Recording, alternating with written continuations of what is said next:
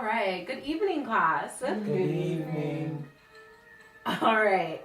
So to start off class today, I'm going to ask you guys a few questions just to get your minds thinking about what our topic is today, okay?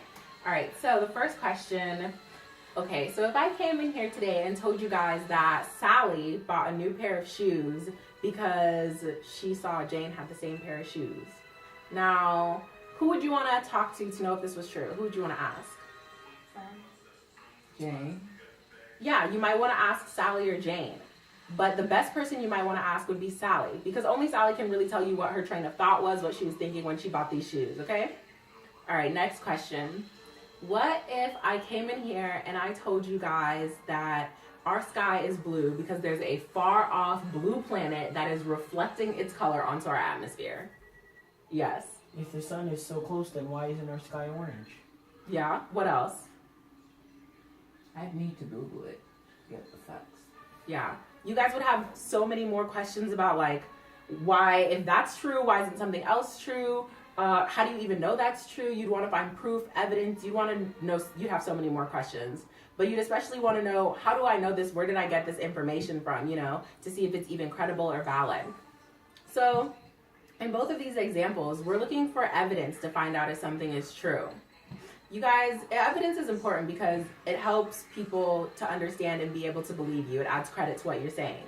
So when you're writing, you also want to add credit to what you're writing. What you want to do is you want to back up all your claims in your writing with evidence. By using evidence in your writing, it makes you a more informative and a more reliable writer. Because none of us are necessarily experts on any topic. So it's good to include information that backs up our claims. All right, so we are going to practice backing up a claim today. Today, our claim is that in old fairy tales, wolves are often seen as mean characters. So first, let's figure out where we can even get information on wolves being mean characters in fairy tales. Can anybody give me an example of a fairy tale with a wolf in it? Yes. Little Red Riding Hood. Little Red Riding Hood, that's a good one. What's another one?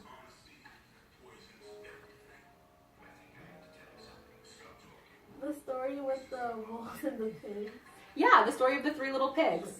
Those are two great examples of stories that have wolves in them. All right, so let's think. Can anyone give me an example from the stories from when the wolf might be seen as being mean? Yes. In Little Red Riding Hood, the wolf tries to steal what Little Red's trying to carry to her grandma. Right, it's not very nice to be a thief.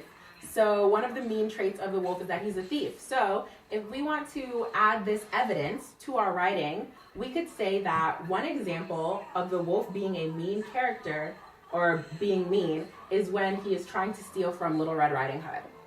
What's another example, perhaps from the Three Little Pigs? He tries to blow down their house. Yeah, he tries to blow down their house. So we could add that one, and we could say another example of the wolf being mean is when he tries to destroy the house of the Three Little Pigs. All right, who can come up with one more example and perhaps even make their own sentence with it? When the wolf tried to eat Grandma. That's right, the wolf tried to eat Grandma. How can we make that into a sentence to add to our list of evidence that backs up our claim? Yes. In the fairy tale Little Red Riding Hood, the wolf tried to eat Red's grandma. Yes, that's perfect. You gave the example of where you found your evidence and also what the wolf was doing specifically that made him a mean character in that instance. All right? So today we've learned about the importance of using evidence to back up our claims and how it can make us a more informative and a reliable writer. So now we're going to learn a little chant or cheer to help us remember how and why we need to use evidence, or just to remember that we need to use evidence. All right, so the whole cheer goes back it up with evidence. All right, so the way it works is that I'll say back, then you guys will say back, and then all together we'll say back it up. So let's try the first part. Back it up. All right, and then the end part goes with evidence. I'll say with, and then you guys will say evidence. So let's try the end part. With Evidence. Perfect. All right, let's try it all together. Back it up with Evidence. That's right. So that's to help you guys remember that you need to support your claims in writing with evidence. Thanks for coming.